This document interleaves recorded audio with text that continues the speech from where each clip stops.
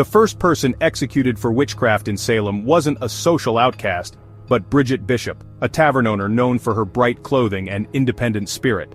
In a society where conformity was prized, Bridget stood out. She ran a public house, wore vibrant red bodices and spoke her mind, all of which made her the subject of whispers and suspicion among her Puritan neighbors. Her execution on June 10, 1692, shocked the community and proved that no one was safe from accusation.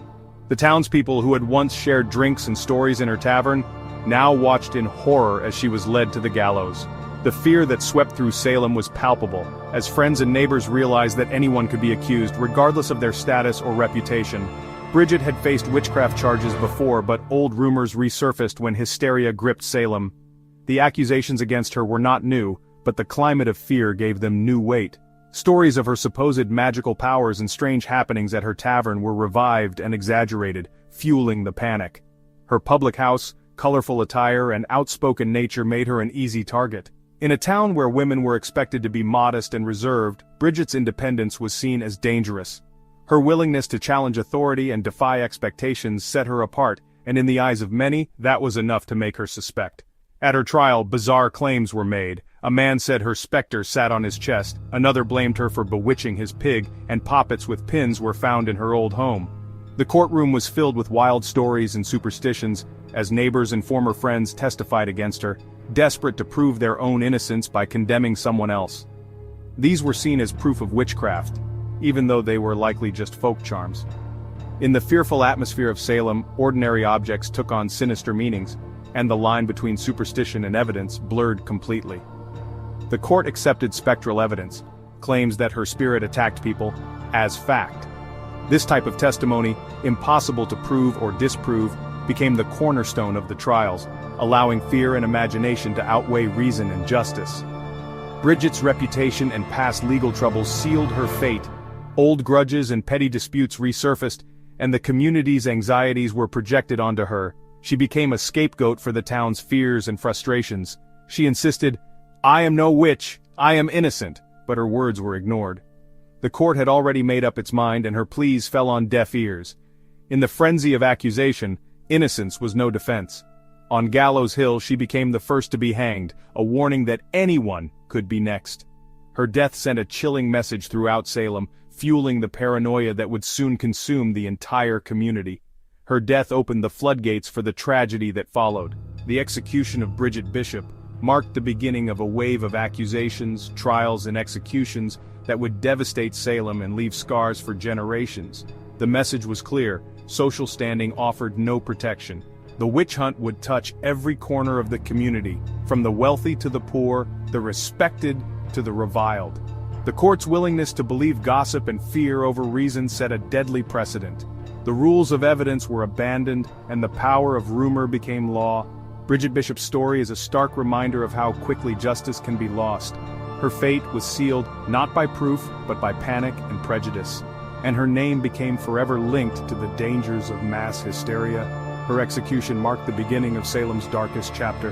The events that followed would claim many more lives as fear and suspicion spread like wildfire. The tragedy was only just beginning, and the shadow of those days would linger over Salem for centuries to come.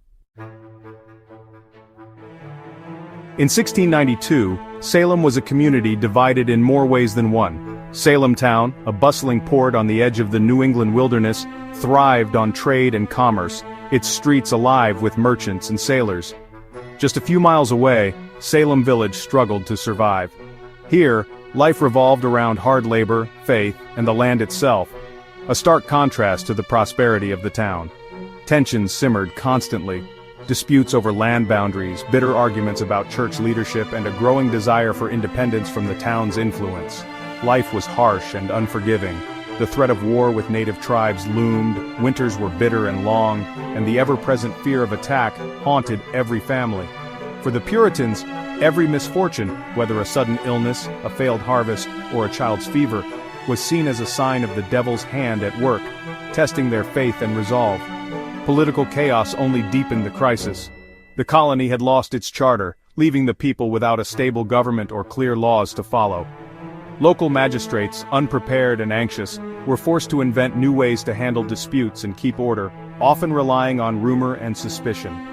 The winter of 1691–92 was especially brutal, with snow piling high and supplies running low, deepening the community's sense of isolation and dread. Strict religious beliefs fueled suspicion, neighbors watched each other for any sign of sin or witchcraft, and even the smallest transgression could spark rumors. Factionalism, fear, and instability created a pressure cooker atmosphere, where old grudges and new anxieties mixed dangerously. When the first accusations of witchcraft began to circulate, the village was already primed for panic and hysteria. In such a tense environment, the smallest spark, a whispered rumor, a strange illness, could ignite disaster. Salem was a community teetering on the brink, its people gripped by fear and uncertainty. The infamous witch trials were the tragic result of this volatile mix of fear, suspicion, and instability.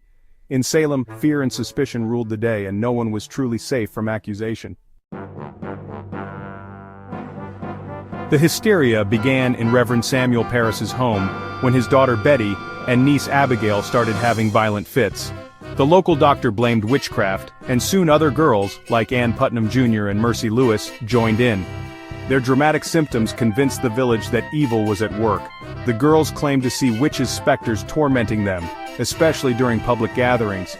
Historians still debate the cause: disease, psychological stress, or a desperate bid for attention and power. Whatever the reason, the community believed them. Pressured by adults, the girls named their supposed tormentors Tituba, Sarah Good, and Sarah Osborne. The witch hunt had begun. The girls' accusations unleashed chaos. Their power grew with every new name. Salem's nightmare was underway. The first accused, Tituba, Sarah Good, and Sarah Osborne, faced harsh interrogations, not fair trials. The magistrates assumed guilt and demanded confessions. The afflicted girls' fits in court were seen as proof of witchcraft. The accused had no way to defend themselves against invisible attacks. Tituba, under pressure, confessed and spun wild tales of signing the devil's book and flying on sticks. She named others, fueling the panic. Her confession convinced the community that a witch conspiracy was real. Spectral evidence, claims that a witch's spirit could harm others, became the main proof. This evidence was impossible to disprove. The court's acceptance of it turned suspicion into deadly certainty. Tituba's story legitimized the girls' accusations. The trials escalated rapidly. Fear replaced reason in the courtroom. The foundation for mass hysteria was set. The witch hunt gained unstoppable momentum. Salem was gripped by terror. After Tituba's confession, accusations spread like wildfire. No one was safe, not even respected church members like Martha Corey. The hunt expanded to nearby towns, ensnaring people of all ages and backgrounds. Even children and former ministers were accused. Confessing became the only way to avoid execution, but it meant naming others, fueling a chain reaction. Jails overflowed as hysteria grew. The Putnam family and other accusers used the crisis to settle old scores. Personal grudges and power struggles drove many accusations. The witch hunt became a tool for revenge and control. Fear and suspicion infected every corner of the region. The crisis spiraled far beyond Salem Village. By May 1692, chaos reigned. Governor Phipps created a special court led by William Stoughton to handle the flood of cases. The court accepted spectral evidence and denied the accused any real defense. The trials were a mockery of justice. Guilt was assumed and confessions were coerced. The afflicted girls' courtroom theatrics were treated as hard proof. Maintaining innocence was seen as defiance, further proof of guilt. The system was designed to convict, not to find truth. The court's procedures fueled the hysteria. Convictions and executions followed swiftly. Justice was abandoned in favor of fear. The machinery of accusation was unstoppable. The Court of Oyer and Terminer's first execution was Bridget Bishop, a woman whose reputation and fate would forever mark the beginning of Salem's darkest chapter. Her sentencing sent shockwaves through the town as neighbors and friends watched in disbelief. Her death didn't end the crisis, it intensified it. Fear and suspicion spread like wildfire, infecting every corner of the community. 5 more women were hanged in July, including the respected Rebecca Nurse, despite desperate petitions for her innocence. The pleas of her family and neighbors fell on deaf ears, and her execution sent a chilling message. No one, not even the most upstanding, was safe. Reverend George Burroughs, a former minister, was executed after astonishing the crowd by flawlessly reciting the Lord's Prayer, a feat believed impossible for a witch. His composure and faith stunned onlookers, casting doubt on the court's judgments.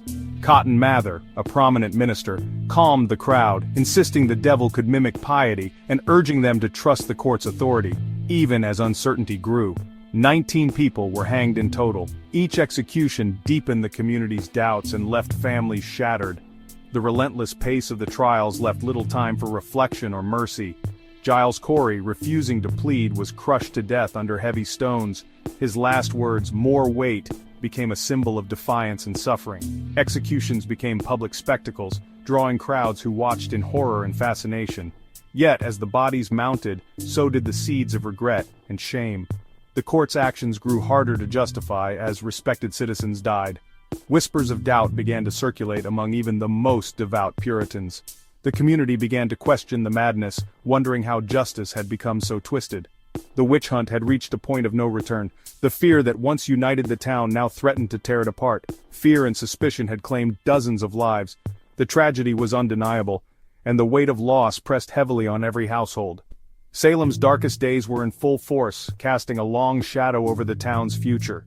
The cost of hysteria was becoming clear, as leaders and townspeople alike struggled with guilt and confusion. The seeds of doubt were finally taking root, and the first glimmers of remorse began to show.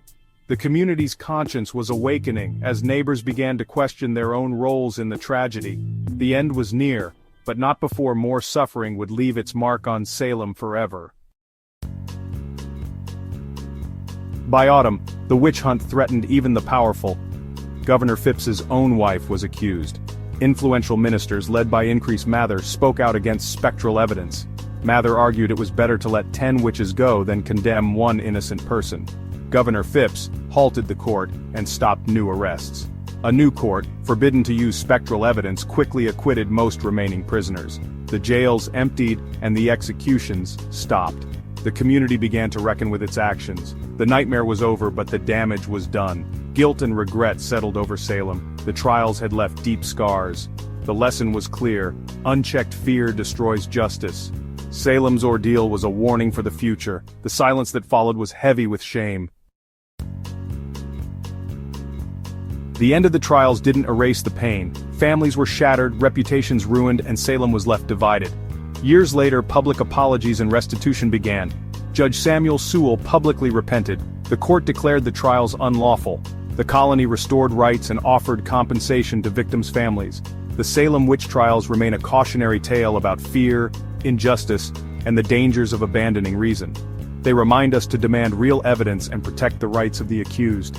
Salem's story warns against mass hysteria and intolerance. The lessons are timeless. Justice must never be sacrificed to fear. History compels us to examine our own society for similar dangers.